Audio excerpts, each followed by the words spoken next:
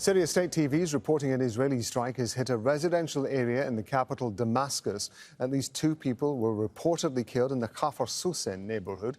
The strike damaged the 4th floor of a 10-storey building and dozens of cars. Israel has launched hundreds of airstrikes in northern Syria, mainly targeting security and military facilities. We're going to talk to Zeina, who's live for us in Beirut in neighbouring Lebanon. What more do we know about this attack in Syria, Zeina?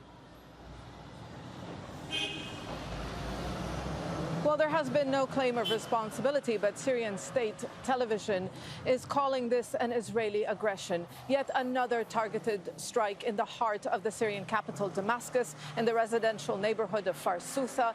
A surgical strike because an apartment was directly targeted. What we understand from sources on the ground is that 2 people were killed, but we still do not know their identities. And like you mentioned, Israel really has carried out hundreds of strikes in recent years against Iranian targets, Iranian-linked targets all across Syria.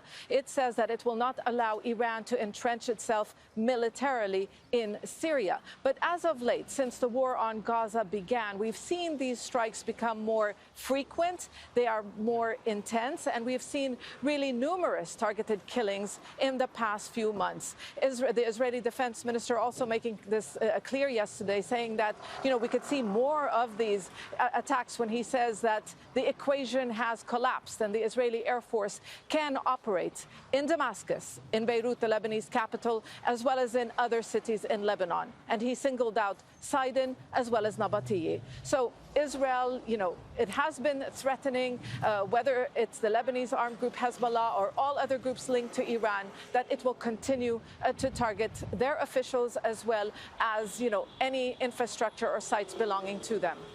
Zeina, I understand that at least 1 person's also been killed in an Israeli airstrike in southern Lebanon. What more can you tell us about that?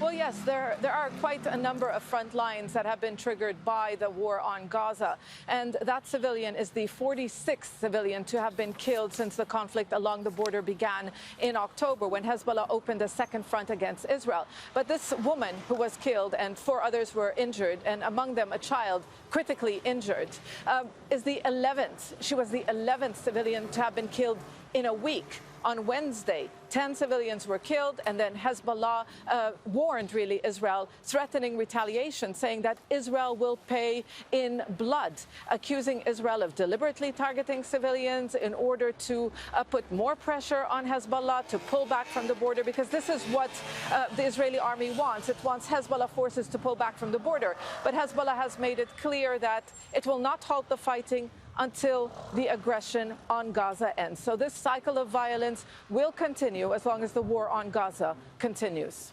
Zeina, thank you very much. Zeina Khodr talking to us from Beirut.